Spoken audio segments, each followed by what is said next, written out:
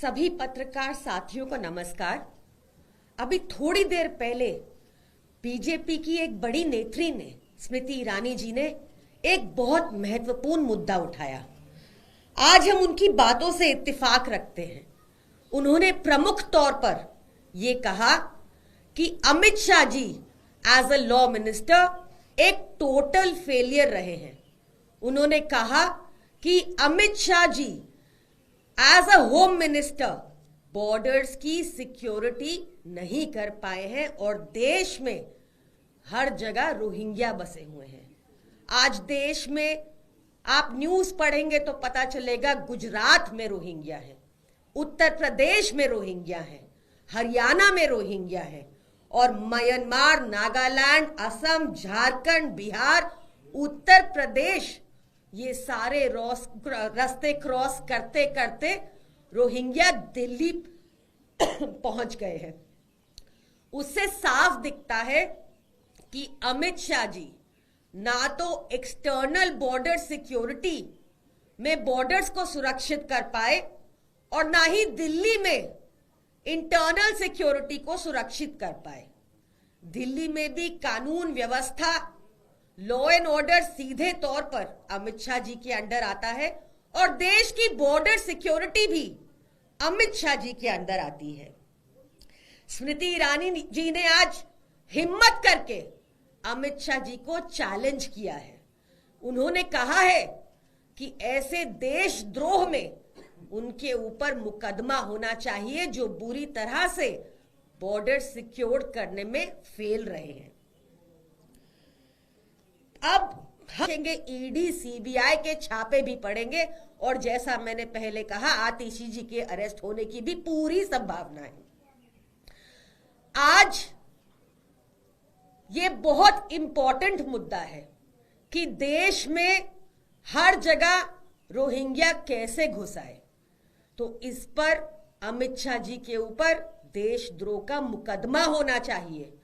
हरदीप पुरी जी, जिन्होंने सार्वजनिक तौर पर जानकारी दी 17 अगस्त 2022 को कि उन्होंने दिल्ली के बक्करवाला में रोहिंग्या बसाए हैं, उनको अरेस्ट होना चाहिए। तभी सारी जानकारी मिलेगी।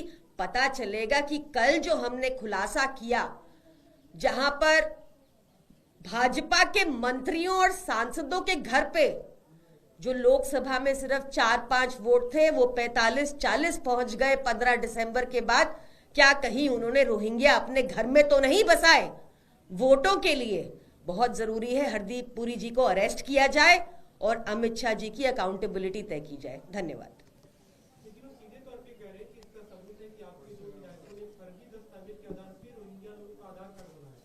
देखिए, नहीं, नोटिस इश्यू करना बहुत अलग बात होती है। आपने हमेशा देखा होगा कि भाजपा जब भी तिलमिलाती है, जब भी बौखलाती है, तो हमेशा हमारे नेताओं के ऊपर झूठे केस बनाती है। ये बात देश के बच्चे बच्चे को पता है कि बॉर्डर सिक्योरिटी अमित शाह जी के अंदर है। दिल्ली के हर नागरिक को पता है कि हरदीप पुरी जी ने बक्करवाला में रोहिंग्या को बसाया है। इनको अरेस्ट कर लिया जाए तो सारा मामला खत्म हो जाएगा, पर इनको पॉलिटिसाइज करना है। ये जानबूझ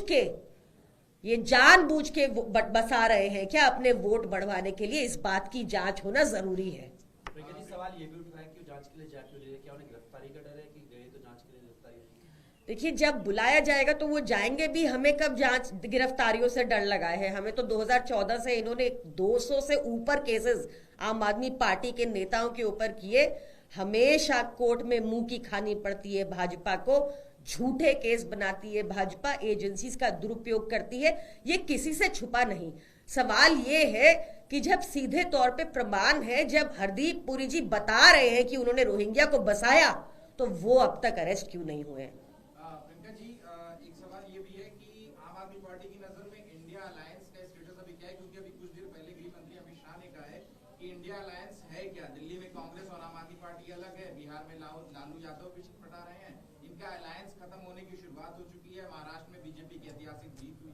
देखिए, मुझे लगता है आज ये बहुत इंपॉर्टेंट मुद्दा है, देश की सुरक्षा से जुड़ा मुद्दा है। सवाल उसी पर होने चाहिए और ये हम बहुत स्पष्ट कर चुके हैं कि दिल्ली में मुकाबला सिर्फ आम आदमी पार्टी और बीजेपी के बीच है।